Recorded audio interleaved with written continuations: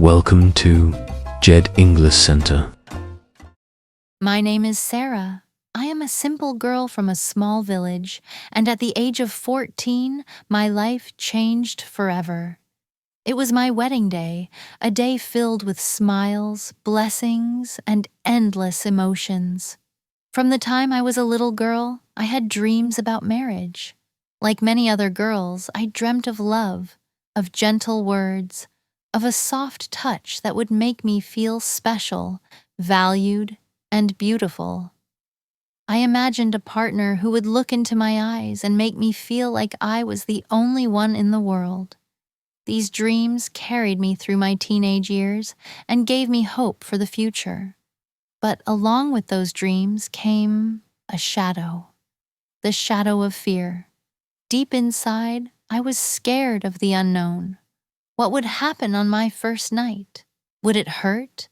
Would it be like the frightening stories I had heard? Or would it be like the magical tales some friends told me, filled with laughter and joy? I had heard so many different things. Some of my cousins said the first night was painful, that girls often cried. Others said it was the most beautiful night of their lives, full of tenderness and romance.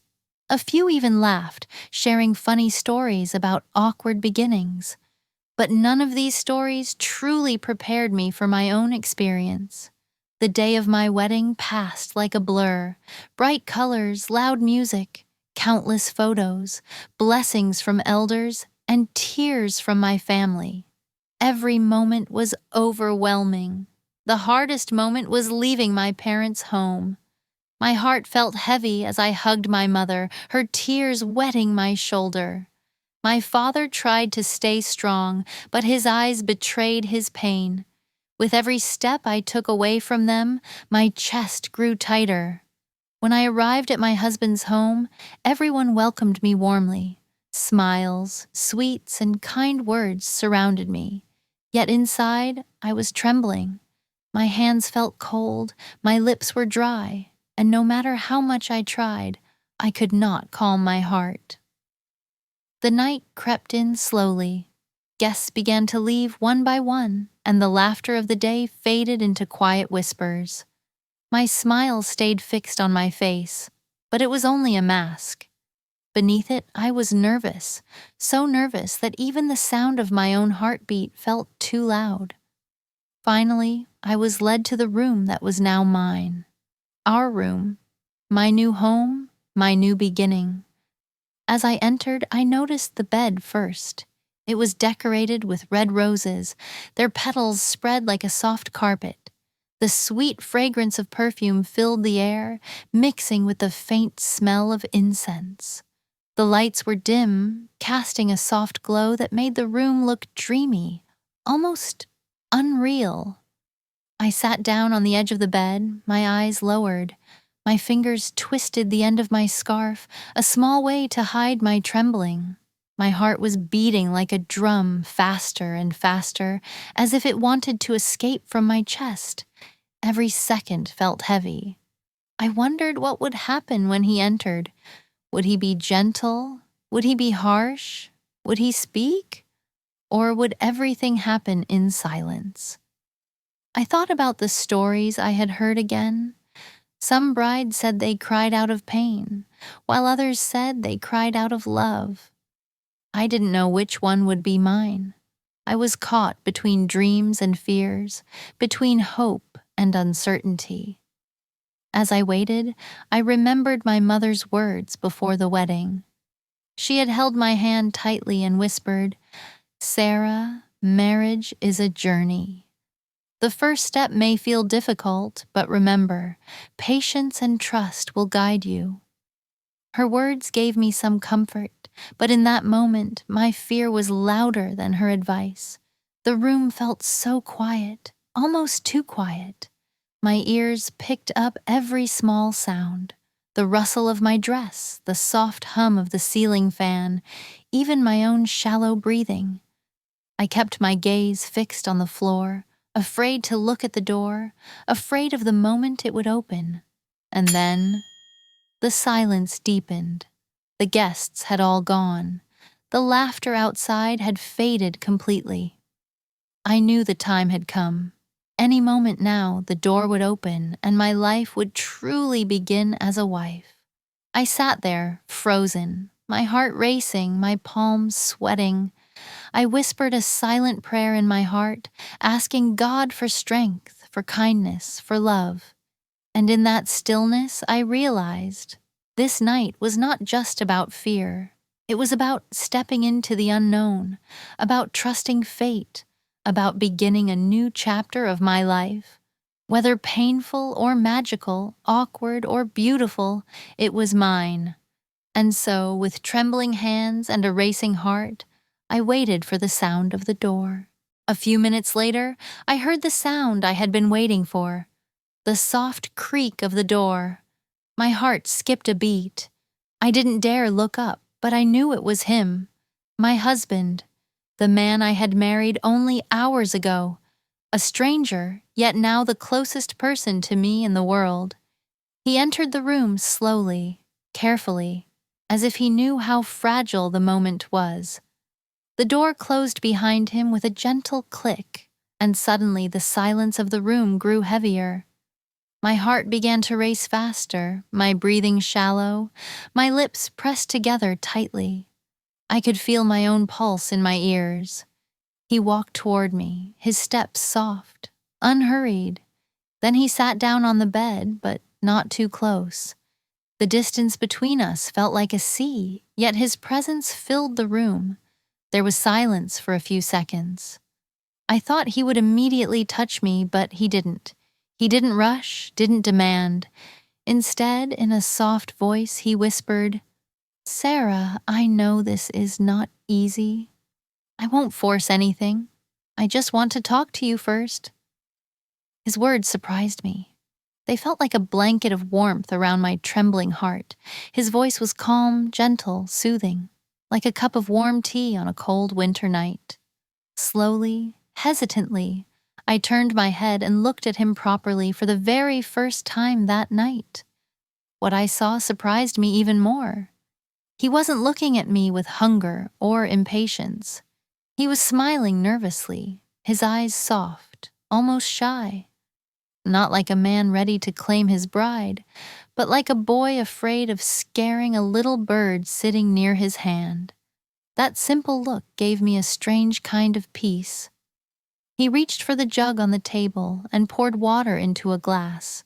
Then, gently, he offered it to me. For a second I hesitated, but then I reached out. Our fingers brushed lightly as I took it, and that tiny touch sent a wave of electricity through my skin. My cheeks burned hot, though my hands were still cold. As I lifted the glass, he chuckled softly and said, "You don't have to be shy, you know."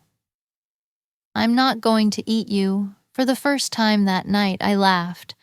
A small, nervous laugh, but it was real. The tension in my chest loosened a little. That one simple joke, so gentle and kind, broke the wall of fear I had built inside myself. He began to talk after that, not about serious things, but about silly, ordinary things. He told me about how he had almost tripped while entering the wedding hall earlier, and how embarrassed he felt when everyone stared at him. He shared how nervous he was before coming into the room, how he had stood outside the door for minutes, gathering courage, just like me sitting inside, trying to calm my own fears. I listened, surprised. I had never thought men felt nervous or shy on their wedding night. I had always believed it was only the bride who felt pressure, who carried fear. But hearing him admit his own nervousness made him feel more human, more real. His honesty slowly melted my fear, drop by drop, like ice melting in the sun. As he spoke, I noticed small things about him. The way his hands moved when he explained something, the way his eyes lit up when he laughed at his own jokes, the way his voice softened whenever he mentioned me. These little details made me realize he was not a stranger to fear or feelings. He was just as uncertain as I was. The room that had felt heavy and suffocating before now began to feel lighter. The roses on the bed, the perfume in the air, the quiet hum of the ceiling fan. All of it blended with his words, creating a moment of calmness I had not expected. For the first time that night, I felt safe enough to speak. My voice was low, almost trembling, but I asked him about his childhood, about his family, about the things he loved to do, and he answered with excitement, happy that I was talking. Slowly, our words built a bridge between us, a bridge stronger than fear. And as I sat there, sipping the water he had offered me, I realized something. The first night wasn't about rushing, wasn't about pressure. It was about beginning a conversation, building trust, creating a bond that could last a lifetime. In his presence, I was still shy, but I was no longer afraid. There was a pause in our conversation, a silence that didn't feel heavy anymore. It felt soft, like the silence of dawn, when everything is calm and waiting for the first light. I looked at him, and he looked back at me, not with demand in his eyes, but with patience. Then, in a gentle voice, he asked, "Can I hold your hand?" For a moment I froze. My heart raced again, the same beating drum inside my chest, but this time the rhythm felt different. Not fear, not panic, but something sweet, like the sound of rain on a quiet night. I nodded slowly, unable to speak. He reached out carefully, as though my hand was a fragile flower. His fingers wrapped around mine, warm, steady, protective. His touch wasn't rough, wasn't hurried. It was soft, tender, like he was holding something precious. And in that instant, I realized he was treating me as something valuable, not just a bride, not just a woman, but a person. The warmth of his palm seeped into me, melting the last bits of ice that fear had left inside me. I could feel my heart beating faster, but it was no longer from anxiety. It was from a new, sweeter feeling I hadn't experienced before. He looked into my eyes again and said, "I won't do anything tonight unless you're ready. I want you to feel safe with me, not scared of me." Those words, simple yet powerful, touched me more than anything else could have. My eyes filled with tears before I could stop them. Tears of relief, of gratitude, of emotions I couldn't name. Maybe it was love. Maybe it was the release of all the fears I had carried. Maybe it was the discovery that this man, whom I barely knew, was the kindest soul I had ever met. He noticed my tears and quickly lifted his hand to wipe them away. His fingers brushed against my cheek, gentle and warm. That touch, soft and caring, made me close my eyes. It wasn't a touch of lust, it wasn't a demand. It was pure care, deep care, the kind that makes you feel seen, understood, safe. For a moment, I let myself lean into that touch. My tears slowed, and a small smile broke on my lips. He smiled back, a little shy, a little relieved. Then, slowly, he leaned closer. My heart skipped again, but I didn't pull back. He placed a kiss on my forehead, a long, warm kiss. That kiss carried no weight of expectation, no pressure. It wasn't about desire. It was about reassurance. It was about telling me, without words, "You are safe with me. You are loved." I had always imagined my first night would be filled with fear, confusion, or pain.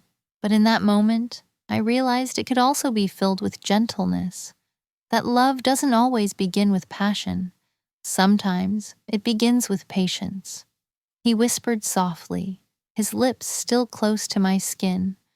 "We have our whole life, Sarah. Let tonight be the beginning of love, not pressure." Those words stayed in my heart, carving themselves deep into my memory. They were not just words for the night. They were a promise for a lifetime. We lay down side by side after that. He wrapped his arm around me, pulling me gently toward him. My head rested on his chest, and I could hear his heartbeat. Slow, strong, steady. That sound was the most comforting music I had ever heard. It was like a lullaby, calming the storm inside me. As I lay there, I felt something I hadn't felt in hours. Peace. The kind of peace that comes when you realize you are not alone, when you know someone will stand beside you, protect you, and respect you. The night passed quietly. There were no grand gestures, no dramatic moments, but there was warmth. There was safety. There was the beginning of a bond, gentle, fragile, but real. Now, when I look back at that night, I don't smile because of what happened physically. I smile because of how it happened, because instead of rushing, he waited. Instead of demanding, he listened. Instead of pressure, he gave me comfort, and that, I realized, is what true love is, not fire, not force, not urgency, but patience, respect, and care. I want every girl to know this. Your first night should be yours. It should not be about fear or expectation. It should be about comfort, about two people learning to trust, learning to connect. It should be about two hearts, not just two bodies. That night was not just the beginning of my married life. It was the beginning of a love built on trust and tenderness. And for that, I will always be grateful. And so this was Sarah's first night story, not filled with fear, not forced by pressure, but gently built on love, trust, and respect. It reminds us all that marriage is not just about two bodies coming together. It is about two souls learning to trust, two hearts choosing to walk side by side, step by step, with patience and care. If you felt connected with Sarah's story, remember, in life too, the most powerful relationships are the ones where love is stronger than fear and respect is deeper than desire. Thank you for staying with me until the end of this story. I hope it touched your heart and inspired you to believe in kindness and gentle love. If you enjoyed this video, please don't forget to like, comment, and subscribe for more beautiful English storytelling that will touch your heart and help you grow in language and life.